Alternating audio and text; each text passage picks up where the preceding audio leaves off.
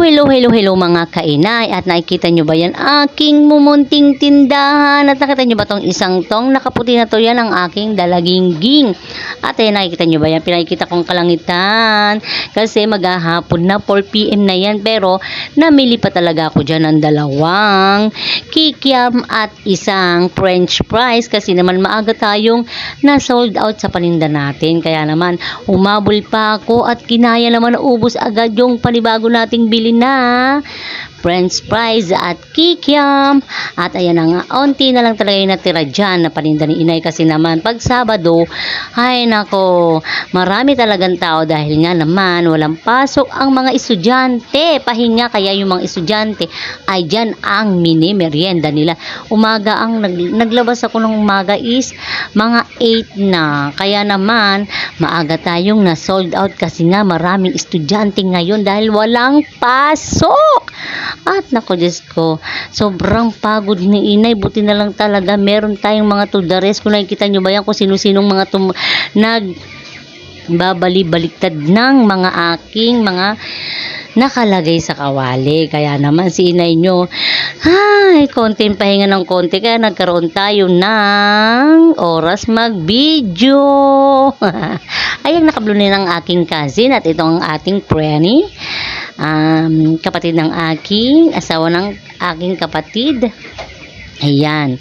Ay nako, si inay nyo patang-pata talaga. Pero bago talaga tayo matulog, naisip ni inay, syempre, eto ngayon, ibino-voice clip ni inay ang aking gawang video para naman meron tayong i-upload. Kasi hindi tayo nakapag-upload kahapon dahil ay, maghapon tayo nagpahinga kahapon dahil nga wala rin akong paninda kahapon dahil napagod si inay dahil naglaba rin noon, diba? Nakakapagod talaga.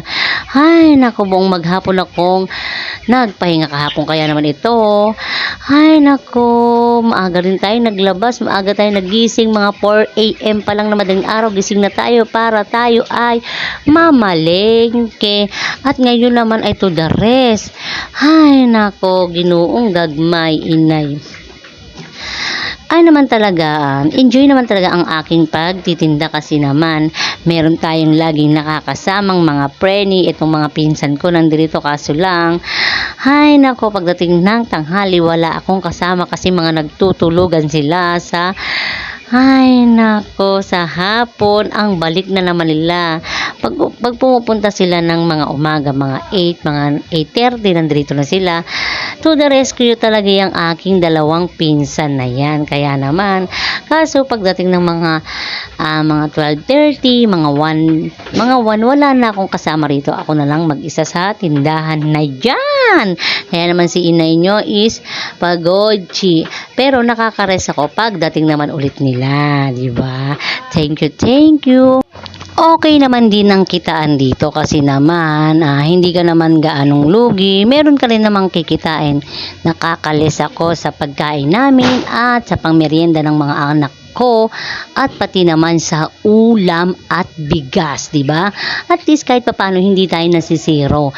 Hindi natin nagagalaw yung ating pinagtrabahuan ng ating asawa kasi ang aming sahod is araw-araw kay Panda. Ano ba 'to? Nagugulat ako dito sa mga mga kainay.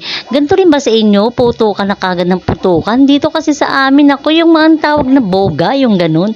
Ay nako, uso rito sa mga bata dito sa amin. Kaya nagugulat agad ako pagka ganun, nagsisigaw na kami. Ay, gumagano na lang kami, sumisigaw na lang kami.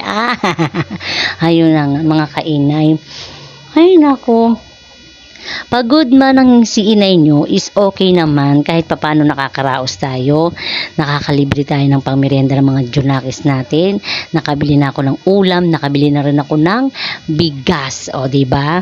Hindi ko nakuha sa bulsa ng aking asawa sa sahod niya, ganun, o diba? At least kahit papano hindi tayo na zero, meron tayong pinaguhugutan ng pang merienda, pang kain sa araw-araw, o di ba? Pagod man talaga. Talaga naman pagod. Ako nga kanina namalengke pa ako ng ulam eh. Kasama ko yung pinsan kong isa, yung dito ngayon nagtutulong-tulong sa akin na isa, hindi yung naka-blue. Talagang pumunta kami ng palengke, bumili kami ng ulam, sumabay ako sa kanya kasi nga bibili siya ng ulam, sabi niya sabay kami. Ayan, alam mo ba hindi ko na maihakbang yung paa ko sa sobrang grabe, walang kaupo-upo ka man ng konti, may bibili pa rin palima-lima kasi nga yung mga bata, di ba, palima-limang kikiam, fishball, ganun. Hindi mo pwedeng dibigyan yun. Syempre, sayang yung kita na yun. Kahit 5 piso yun, di ba? Yun, bubuksan mo yung kalantas yan. Diyan ako napapagod yung pabukas-bukas. Pero okay lang. Sulit naman din talaga yung pagod. Kahit paano, di ba? Ayan na nga, nagdati. Kaya ganyan, tawanan kami ng tawanan. Nagdati nga na yung mga preno niya. Kasi hapon na nga yan. Kaya nga, nagtatawanan nga kami dyan. Binibiro nila ako. Ang aga ni Ate Mea. Tapos, alas 4 pa lang, makakahiga na. Pero hindi agad ako nakapasok kasi chika-chika minute muna kami dyan sa labas, biro ang ganyan, kaya ganun. Maganda rin naman talaga yung ganyan na marami kang kapreni kasi naman talagang diba, nakakalibang din. Okay yung marami kang preni, nakakalibang din talaga. Ayan, tawanan kami ng tawanan dyan kanina. Nako.